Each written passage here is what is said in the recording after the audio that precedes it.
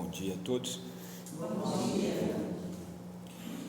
É com muita alegria que eu retorno a essa casa,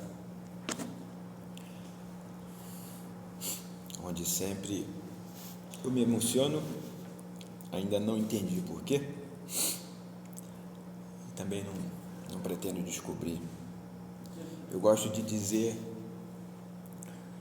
que sempre que eu assumo o púlpito numa casa, é o dia que eu trabalho para Cristo, o nosso Mestre.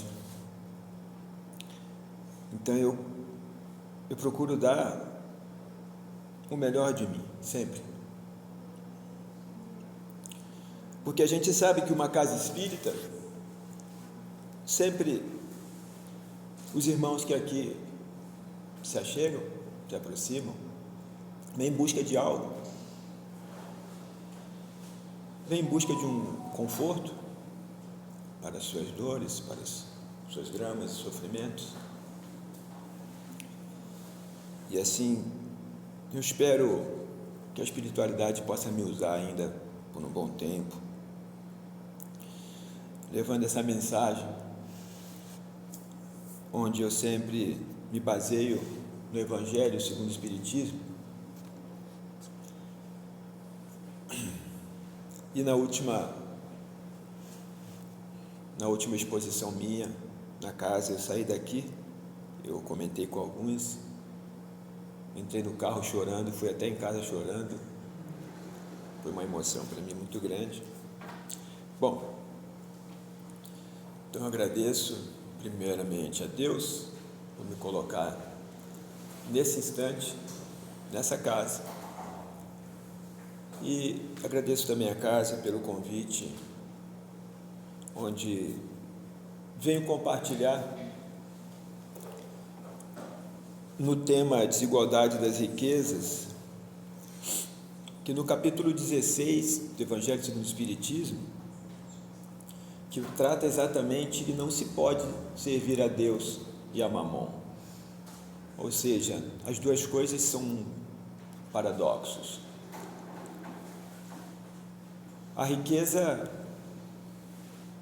é uma coisa que muitas das vezes nos afasta de Deus. Porque se eu fizer uma pergunta, qual é mais difícil das provas? Porque as duas são grandes provas, certamente. Então qual seria a mais difícil? Provavelmente a gente tem a resposta na ponta da língua, como se a pobreza é a prova mais difícil. Realmente, se a gente se colocar no lugar daquele que sofre, que não sabe o que vai comer, não sabe o que vai almoçar daqui a pouco, não sabe o que vai comer amanhã, não sabe como vai pagar suas contas, porque nós temos pessoas que vivem abaixo da linha de pobreza. Então, como será que vivem essas pessoas?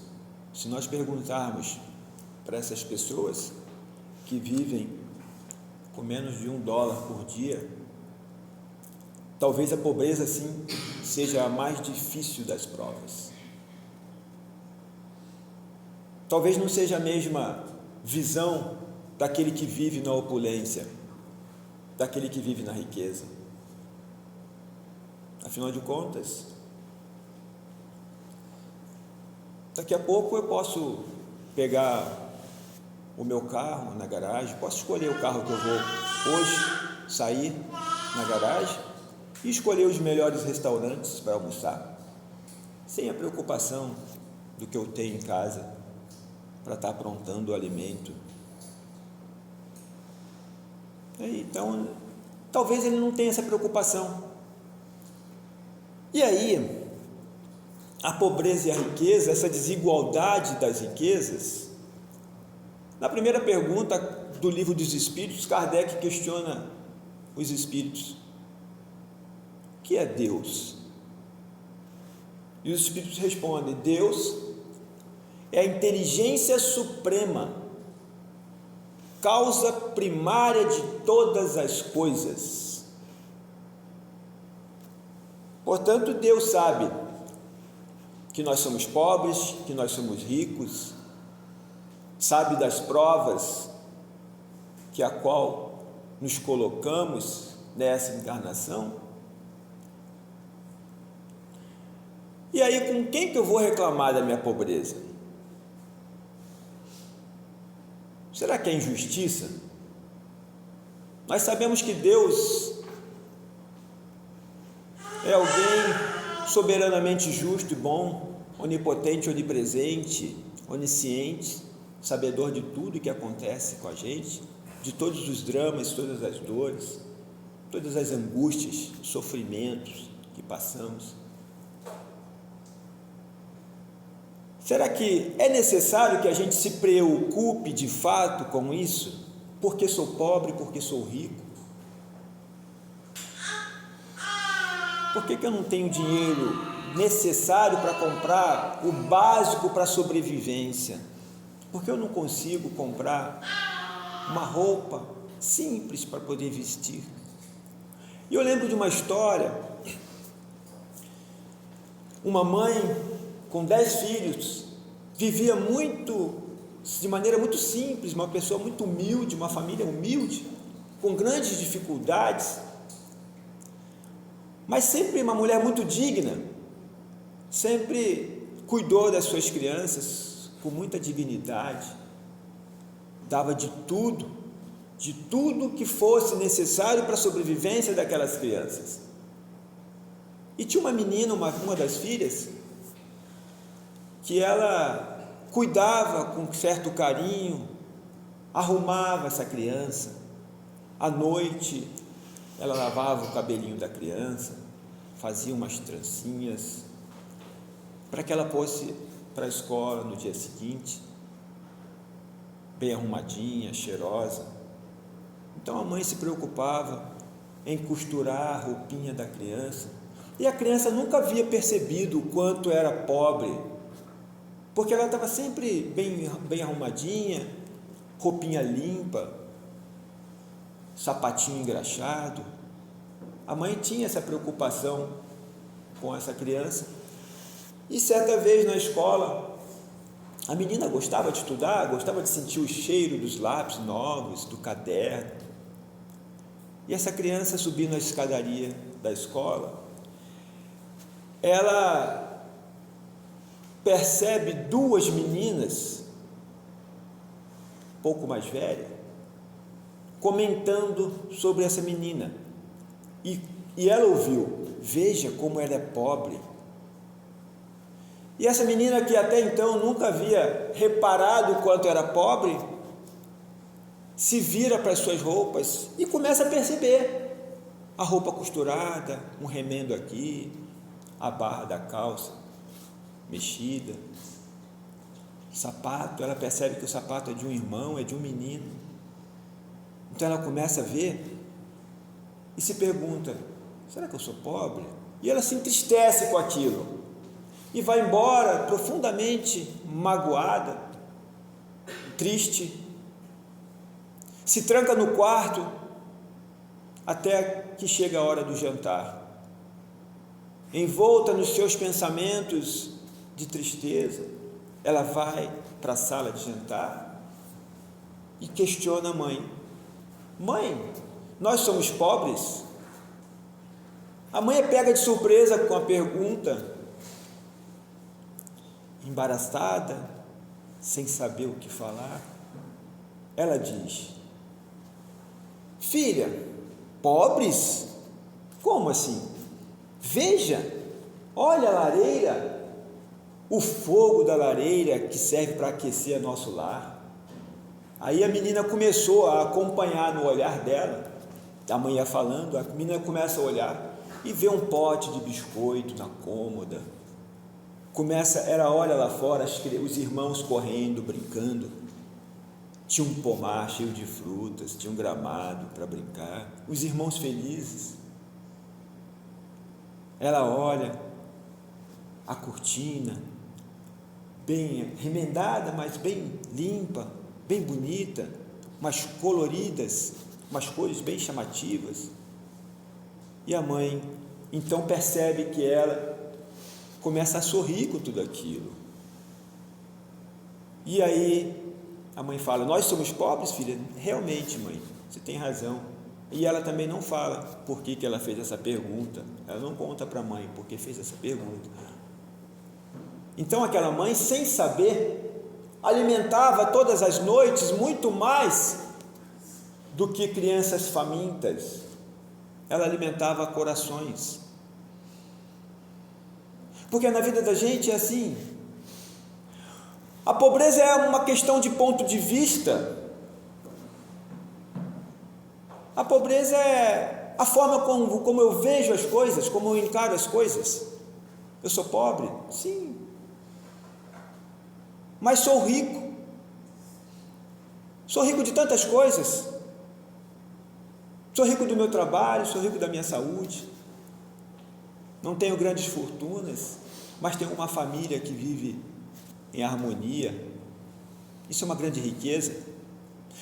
Uma grande riqueza, coisa que talvez muitas das vezes a gente não vê em famílias mais abastadas, que vivem muitos conflitos entre si. Imaginemos os milionários preocupados com sua fortuna, com sua herança, para quem deixarei? Imaginemos as pessoas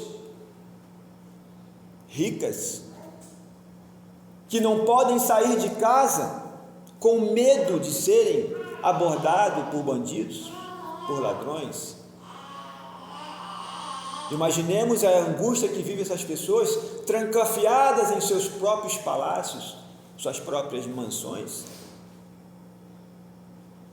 porque o medo, porque a aflição toma conta dos seus corações. São prisioneiros da própria riqueza, Mamon. Então nós temos que escolher Deus ou Mamon, Deus ou as riquezas. É certo que nem todas as pessoas milionárias vivem essa angústia. Imaginemos nós, nos coloquemos no lugar desses milionários. Será que nós pensaríamos diferente? Será que nós imaginaríamos, com a minha fortuna, eu vou criar uma casa de repouso para receber todos os idosos carentes? Com a minha fortuna eu vou montar uma escola para receber todos os ex-presidiários da escola, da dignidade, para inserirem no mercado de trabalho de volta. Será que nós pensaríamos isso? Então isso serve para que a gente possa refletir, porque nós quase sempre julgamos os atos alheios, esquecendo que cada um está nesse mundo, nessa encarnação, vivendo exatamente a prova que lhe cabe. Se hoje passo dificuldades, provavelmente em outro momento, em uma outra encarnação, não cuidei bem das minhas riquezas. É o que diz aqui. E se a gente pensar nessa vida atual, a gente vai ver sim que é. A gente vai entender: nossa, mas que desigual, porque o meu vizinho tem tanto e eu tenho nada? Porque o meu vizinho vive tão bem e eu vivo tão mal, sem nenhum dinheiro, não sei o que eu vou fazer para me pagar minhas contas. No Evangelho segundo o Espiritismo ele diz: se só for considerada a vida atual, é em vão que se procure resolver problemas como a desigualdade das riquezas.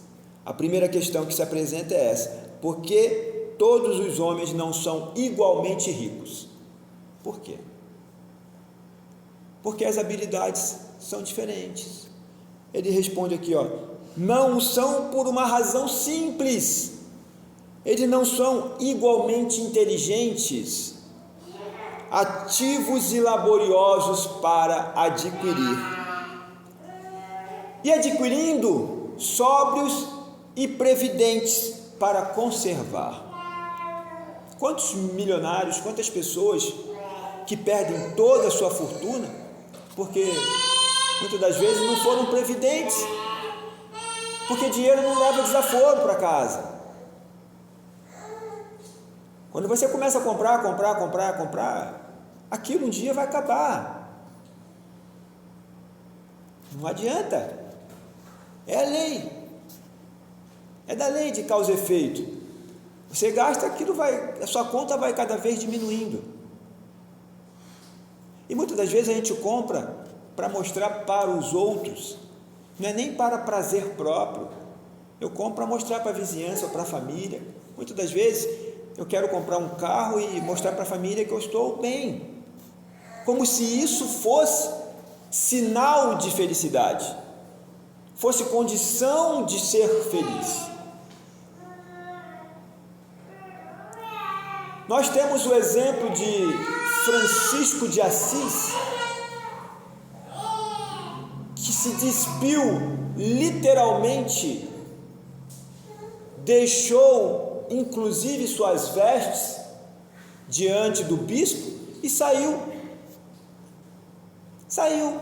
em busca daquilo que ele achou que era melhor fazer. Ele foi atrás das pessoas humildes, ele foi exercer a caridade de família rica. Então é esse espírito abnegado que a gente precisa compreender, o que é muito difícil entender e deixar, porque o tempo vai corroer, as traças corroem as riquezas. Nós não levaremos nada para o mundo espiritual. A gente vai levar aquilo que nós construímos dentro do nosso coração, dentro da nossa mente. A gente vai levar o bem que nós fazemos ao outro nessa encarnação. Nós temos que viver pensando no outro, pensando em fazer sempre o bem. É errado ser rico, pensar em comprar um carro melhor, pensar em comprar uma casa melhor, pensar em comprar uma casa de praia, por exemplo, para me viver quando me aposentar. É o meu sonho. É o meu sonho. Ok, nós não podemos viver escravizados por aquilo. A gente não deve ser escravo da nossa riqueza. Tudo, a minha vida só faz sentido se eu tiver, se eu comprar, se eu ter. Esquecemos de ser cada vez mais, sermos melhores, sermos pessoas boas, sermos caridosos. Enquanto isso, você vivendo na riqueza, na opulência, um irmão seu não tem o que comer em casa. Aí você vai visitar o seu irmão, leva uma cesta básica, faz uma compra grande, leva lá. Pronto, já fiz a minha parte. Será que não caberia mais? Será que a gente não poderia ajudar de outra forma? Dando dignidade a essa pessoa, porque até a forma com que a gente doa alguma coisa, a pessoa que recebe pode se ofender, se sentir magoado. Meu irmão só vem aqui para me humilhar. Ele sabe que eu preciso de um trabalho, sabe que eu preciso de mais, mas ele traz aí. Está ajudando o irmão, não está? Está ajudando. Mas será que eu não cabe mais? Será que eu não posso fazer além daquilo que eu fiz? Então aqui pergunta: por que Deus concede a riqueza a pessoas incapazes de fazê-la frutificar para o bem de todos? Por que será? Tem gente que é rico, mas não consegue pensar no outro, não consegue frutificar, não consegue fazer com que essa riqueza se espalhe em prol da humanidade. porque nós vivemos socialmente, nós não somos uma pessoa individualizada, nós vivemos num todo, nós somos criatura de alguém que nos criou para que a gente seja feliz, e muitas das vezes a felicidade é passageira, a felicidade da riqueza. Hoje eu tenho um dinheiro, vou lá comprar na concessionária o carro dos meus sonhos, pode perceber isso. Amanhã você põe na garagem aquele carro, aí você vai sair, aquele carro já sujou, você já olha para ele, já não é mais, já não faz parte do seu sonho. Aí você vai ver um outro carro do seu vizinho que é mais bonito ainda, mais tecnológico ainda, e aí você vai querer trocar. Essa é a felicidade passageira, ela é efêmera, porque essas pessoas estão buscando no dinheiro, na riqueza, a felicidade que nunca vão encontrar. Eu me sinto feliz quando eu vejo, por exemplo, olhos brilhando a minha direção. Isso é felicidade, isso para mim é a minha riqueza. Olhando o meu testemunho, olhando o meu evangelho, o evangelizador, na verdade, como se eu posso tirar algo de produtivo, algo de bom. Isso é minha alegria, essa é minha felicidade, de evangelizar. O rico, ele talvez não procure. A gente sabe que tem muitos ricos que procuram casa espírita, templos evangélicos, católicos, enfim, mas normalmente não encontra tempo para tal. Não, daqui a pouco eu vou para o churrasco lá na minha chácara, que eu combinei com os amigos, e outro dia eu vou no centro espírita, outro dia eu vou na igreja rezar, né? E aí, tudo bem que eu vá hoje na missa, mas eu passei a tarde inteira, o dia inteiro, bebendo com os amigos, embriagado, e vou para a missa. Está tudo certo, é escolhas nossas, são escolhas. O que está errado? Não tem, nós somos diferentes, e a gente precisa respeitar isso. Não podemos julgar as atitudes de outros. Nós estamos talvez numa posição, como espíritas cristãos, talvez numa posição de enxergar as coisas diferentes. Não porque eu vim numa casa espírita, mas porque eu comecei a me envolver, gostei do que eu vi, começa a estudar, começa a fazer os cursos, comecei a me envolver, e aí a gente começa a deixar fazer igual o Francisco de Assis. Eu tenho que buscar auxiliar os outros. Quantos irmãos vivendo nas trevas, quantos amigos vivendo angústias intermináveis, e nós talvez sejamos a solução para aquele irmão, talvez com um aperto de mão, talvez com uma palavra. Tenha fé, irmão, tudo passa, como Maria de Nazaré disse a Jesus, por intermédio de Emmanuel, tudo passa. Então isso, talvez, para a gente, é muito mais do que estar numa chácara. Eu também gosto de ir para uma chácara, eu gosto, mas o meu compromisso é aqui, meu compromisso é com a espiritualidade, coisa que a minha esposa não entende. Minha esposa não entende, ela queria ir para a praia, por exemplo, né? Hoje, inclusive. Eu falei, não, bem, eu tenho um compromisso lá na casa, Manuel Viana, eu tenho que estar lá, eu vou trabalhar para Jesus. E ela não entendeu, mas tudo bem, mas eu entendo que eu tenho o meu trabalho a fazer, que os irmãos estão aqui esperando a gente, né? Porque quando você é convidado para uma palestra, já começa um preparo para que aquilo aconteça, a espiritualidade se mobiliza para que aquilo aconteça. Então, vou levar fulano no dia 7, vou levar ciclano no dia 7, Vou levar os espíritos, irmãos que estão precisando ouvir, né, desencarnaram, estão vivendo nas trevas, vamos levar ele lá para ele ouvir um pouco.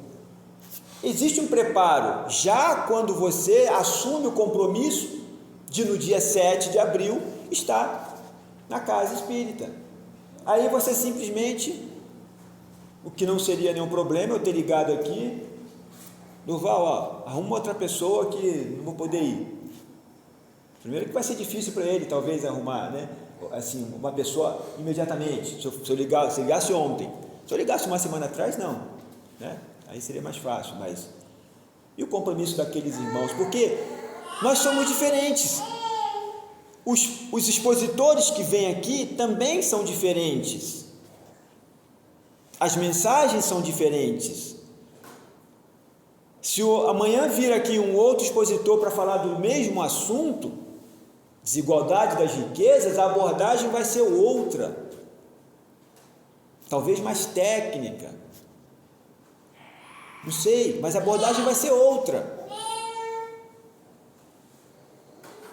Então nós que estamos em vias de progresso, nós precisamos encarar isso como uma conduta onde nós nos levaremos a lugares melhores, porque o nosso compromisso, quando nós reencarnamos, estava tudo escrito. Você fizer 18 anos, você vai acontecer tal coisa, 20 anos. Então nós, provavelmente, por não sabermos, que é a coisa mais importante que Deus fez, que a gente não pudesse lembrar do passado, porque senão seria muito fácil, né? Seria muito fácil. Se eu lembrasse, nossa, seria tão bom, né? O que eu vou fazer daqui a 5 anos?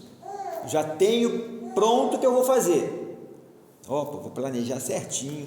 Não, então o legal é assim, chega daqui a 5 anos, aí vem uma dor para você, vem uma doença para você, Deus vai dar uma doença, por exemplo, e você não está nem sabendo, mas a gente acaba aceitando, porque nós sabemos que Deus faz tudo correto. E aquela doença chegou exatamente para que pudesse fazer com que você não fosse para um outro caminho. Então ele dá uma dor, dá uma doença, quebra uma perna, quebra um braço, vou deixar você um pouco em casa, você precisa refletir. Quantas pessoas ficam em casa, talvez, aí que vai, tinha um livro na estante lá, o livro já está 10 anos na estante, o Evangelho segundo o Espiritismo, ele passa, olha, um dia eu vou ler, pronto, quebrei a perna dele, quebrou o braço, agora ele vai ficar ali, né, sem conseguir mexer direito o livro, folhear direito o livro, mas eu vou conseguir, talvez desperte nele a necessidade, vou dar uma lida naquele livro, aí começa a ler o livro, olha que coisa maravilhosa. A doutrina espírita, ela tira da gente o véu da ignorância, desperta as consciências, traz para a gente a luz, para que a gente possa iluminar os caminhos dos amigos que vivem em trevas, porque Jesus disse, vós sois a luz do mundo, que a gente então possa fazer brilhar essa luz, que as pessoas possam chegar até nós e sentir o brilho do Mestre, a essência de Jesus em cada um de nós. As pessoas têm que chegar perto da gente e se sentir bem. É prazeroso estar perto dos meus amigos, é prazeroso estar próximo de fulano. Nossa, me traz uma paz tão grande, quem nunca ouviu isso? Me traz uma paz tão grande quando eu estou perto de fulano, porque ali brilha a luz divina, e a gente tem que deixar o egoísmo de lado e o orgulho. Então, quando você está num local, num ambiente, no mínimo, a gente deve estar sorrindo, para que as pessoas possam também sentir aquela alegria, pelo menos ao sorriso. Eu sempre costumo dizer isso, nós temos muito a dar. Nós podemos dar muito mais daquilo que a gente oferece. Um sorriso, um abraço bem apertado, que acalenta corações. Um aperto de mão com vontade, não é aquele aperto de mão que as pessoas fazem, um aperto assim, né? Parece que sem vontade, né? Ou então aquele abraço, né? Fica aí. Dedo de moça. Dedo de moça, é. Abraça com vontade. Se der tempo, emita um pensamento, uma vibração positiva para aquela pessoa. Nossa, fulano eu sinto que ele está com um drama muito grande. Um abraço, pensa positivo, vai passar, baixinho, né? Não precisa falar para ele. Nós podemos fazer muito mais. A gente pode chegar no irmão de rua. Ô, irmão, o negócio está difícil, né? Mas vai melhorar, acredite, tenha fé. Porque o mesmo Deus que é meu Pai também é seu. O mesmo Cristo, que é o médico dos médicos, vai cuidar da sua alma, assim como cuida da minha, do meu espírito. Nós podemos fazer isso. Precisa de riqueza? Precisa de dinheiro? Não. Ah, mas se eu fosse rico, eu seria mais feliz. Por quê? Se eu fosse milionário, eu poderia agora estar lá no Caribe. No Caribe, ou então viajando na Europa inteira, vou conhecer a Europa inteira. E você acha que isso é motivo de alegria? O meu cunhado viaja com a esposa, mas coitado, ele tem problema de joelho. Ele fica mais no hotel, a esposa vai passear e fica mais no hotel do que outra coisa. Mas ele acompanha. Legal isso, né? Porque ele poderia falar, não, se eu não vou, você também não vai. Não, ele vai junto, ela sabe que ele tem essa dificuldade, não consegue andar muito, e ele fica no hotel, e fica lá lendo, fazendo o que ele gosta de ler muito, ele lê muito, mas não deixa de passear, não frustra os anseios de alguém, que é da esposa, por exemplo, né? A felicidade do outro, porque muitas das vezes a gente põe no outro a minha felicidade. Nós devemos compartilhar. Às vezes a pessoa vem falar para a gente, contar uma coisa feliz da vida, aí a gente desdenha, a gente não dá ouvidos, ou mal dá atenção, porque nós estamos tão envoltos em nossos problemas, em nossas dores, em nossos dramas, aflições, e a gente quer descontar no outro, no próximo, e normalmente esse próximo vive do meu lado, como esposa, como filho, como pai, como mãe, como sogra. Nós temos a responsabilidade de harmonizar o nosso lar. O lar é uma instituição sagrada, a família é uma instituição sagrada. Nós devemos nos esforçar o máximo, fazer o possível e o impossível, para que pelo menos a gente harmonize o lar, a gente higienize o lar. Pode ser através do estudo do Evangelho no lar, pode ser através de um pensamento positivo, de uma alegria contagiante. Você pode cantar uma música, cantarolar o dia inteiro lá, e a esposa, ou o marido, ou a filha vai ver que você está feliz. Nossa, o que deu nele? Nada. Ele só quer manter um ambiente harmonioso dentro do lar, evitando assim que as moscas possam farejar, que os espíritos eles ficam na espreita. É a coisa mais desigual que existe, são os espíritos desencarnados, perseguidores. É desigual isso, porque eles estão à nossa espreita. Ao menor da sua vibração, ele chega perto de você. Por que eu falo que é desigual? Porque eu aqui estou vendo vocês, mas e aí? Tem um cara que me persegue o dia inteiro, estou na rua e está me perseguindo. Vai lá, vai no bar tomar uma, vai. vai ali na biqueira pegar um. Ele fica assim, enchendo a sua paciência, né? Ele fica e você vai, cai na dele. Então, quando você cai, aí que é a oportunidade, como a serpente, né, de inocular o veneno. Então nós temos que cuidar disso, cuidar do nosso lar, cuidar da nossa vida, com pensamentos construtivos, positivos, com vibrações que vai ajudar as pessoas, que vai construir e não destruir. Nós somos espíritos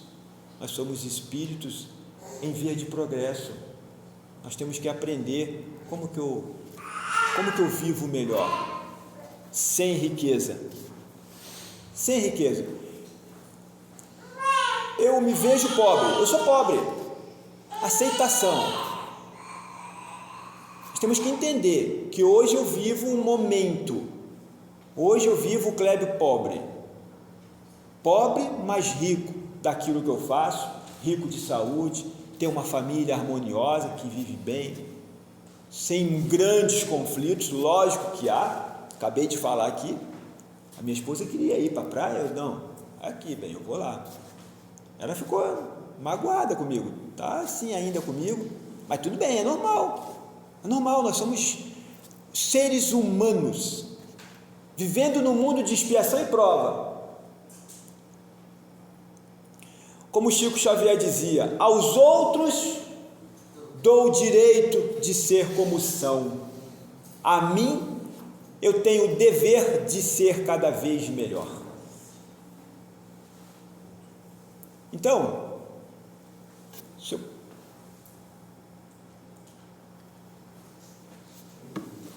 na oração de Francisco de Assis, fazei-me instrumento de vossa paz. Nós precisamos pacificar. A gente tem que fazer paz, não guerra. Mas como que eu crio a paz? Eu tenho que pacificar primeiro o meu coração. Eu tenho que viver em paz comigo mesmo, para então pacificar os outros. Fazei de mim um instrumento de vossa paz. Onde houver ódio, que eu leve o amor. Essa oração é perfeita, é fantástica. Por que onde há ódio eu também vou jogar mais ódio, vou inocular, eu vou ficar fomentando aquela discórdia, aquela confusão? Não, gente, puxa vida, por que isso? Vamos parar com isso, isso não vai levar a nada, lugar nenhum. Mas tem gente que chega numa briga, né? Tá lá uma confusão, a escola tem muito isso, né? A criançada, não, falou que você é assim, aí outra, em vez de chegar para ajudar, para separar, não, eles vão falando, olha, vai deixar te bater, vai deixar fazer isso? Não, tem que fazer o contrário, não faça isso, não briguem, meus irmãos, nós somos todos filhos de Deus, para que brigar? Nós temos que pacificar. Onde houver ofensa, que eu leve o perdão. Allan Kardec, no Livro dos Espíritos, ele pergunta, qual a mais meritória das virtudes? E os Espíritos respondem, todas as virtudes têm seu mérito, porque elas indicam que nós estamos em caminho de progresso, na senda do bem. Então não existe, todas as virtudes têm seu mérito. Então, que a gente possa levar o perdão, perdoar as pessoas por qualquer coisa que nos faça, como Jesus nos ensinou. Pedro pergunta para Jesus, mas mestre, quantas vezes devo perdoar uma ofensa? 7 vezes? E Jesus, não, Pedro, não 7 vezes, mas 70 vezes 7. Então Jesus complicou a vida de Pedro, né? Mas como assim, né? Tudo isso, e se a gente for fazer uma conta rápida, né? Porque a gente imediatamente vai fazer conta, então tá, 490 vezes, 70 vezes 7, 490, então, e a pessoa conta, né? As pessoas contam, não, nossa, tá, me ofendeu, hein? Mais uma vez, né? Quando chegar na 40ª, 90ª vez, ele fala, não, agora acabou, hein? Não perdoou mais. É assim, não é assim, ele quis dizer isso de uma maneira figurativa. Que a gente perdoe sempre. É perdoar sempre. Nossa, mas como é difícil? É difícil, mas é tudo uma questão de exercício. É tudo uma questão de você exercitar. É difícil quando você não vive com Jesus. É difícil quando você não vive com amor. Quando você não se considera um filho do divino. Aí fica fácil. Onde houver discórdia, que eu leve a união. Onde houver dúvida, que eu leve a fé. Quantas pessoas, quantos ricos, milionários, o que será de mim amanhã com toda essa riqueza? Porque no fundo, ele também sabe que um dia há de morrer, há de deixar tudo isso. E aí vem o grande problema. Eu deixo a fortuna para minha família e a confusão está estabelecida. As brigas, quantas famílias se matam por conta disso? Herança. Meu irmão ficou com uma parte maior, vou lá e mato ele para ficar com a parte dele, achando que vai ficar com a parte dele. Ou então, não, minha esposa me envenena porque eu sou milionário, ela está pensando na minha herança, ela quer ficar tudo para ela. Não é fácil ser rico, também não é fácil, assim como ser pobre também não é fácil. Onde houver desespero, que eu leve a esperança. Onde houver tristeza, que eu leve a alegria. Que a gente possa levar então a alegria. Todos nós podemos, com um sorriso, contar uma piada, contar uma anedota, uma história, desfazer essa cara carrancuda que a gente costuma chegar num ambiente sempre de cara amarrada, de cara fechada. Chegue sorrindo, para que as pessoas vejam em você a presença do Cristo. Onde houver trevas, que eu leve a luz. Onde o mestre, ó mestre, fazer que eu procure mais consolar do que ser consolado. A gente não se deve se colocar sempre como coitado, porque nós, quando olharmos para trás, a gente vai ver que tem pessoas em condições muito pior que a nossa. E aí a gente vai ver, puxa, como eu sou feliz, e você olha para trás, você não vê gente, você vê centenas de milhares de pessoas em condições piores que nós, e aí você vai se dar conta de que, de fato, eu sou feliz.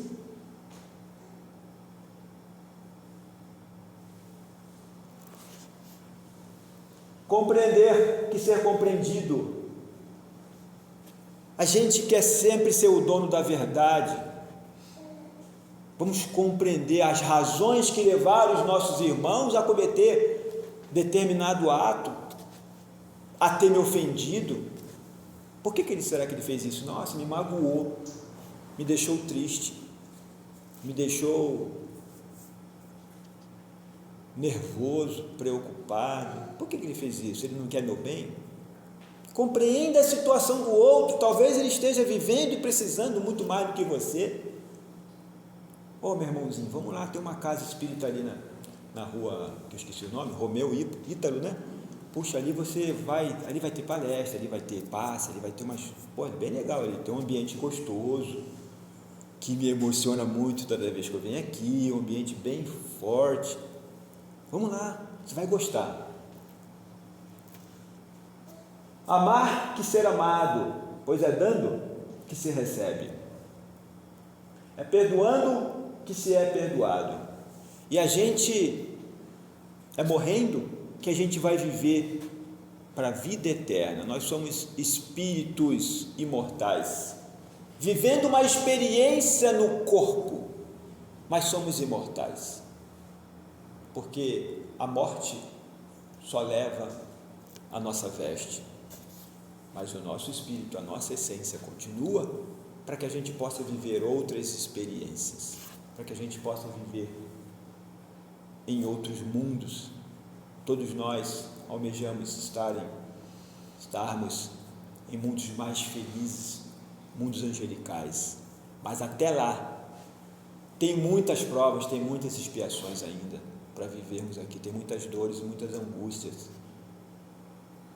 Então a gente é forte, porque à medida que a gente vai vencendo as nossas tribulações, a gente vai cada vez mais se fortalecendo e criando casca. Porque não pense você que você venceu uma dor, uma prova, acabou? Não. Puxa, Deus fala assim, nossa, aquele menino lá é bom, então dá mais uma para ele, e assim vai. E assim vai. Agora vem mais uma, talvez mais difícil, mas você está fortalecido pela fé. Você vai acreditar e você vai vencer. Quantas pessoas vivendo dores maiores do que a nossa. E aí quando eu vejo, puxa, mas eu estou sofrendo por conta disso, por causa disso. Eu estou chorando por isso. Olha, meu irmão, não tem nem braço, não tem perna, não fala, não enxerga. Imagine a situação. Então nós, e desejo do fundo do coração que nós busquemos essa essência, que a gente possa deixar de lado tudo aquilo que nos faz mal, para que a gente crie um ambiente onde a felicidade vai ser posta, onde a gente vai conquistar as grandes riquezas do espírito e da alma. Obrigado, gente. Fique com Deus.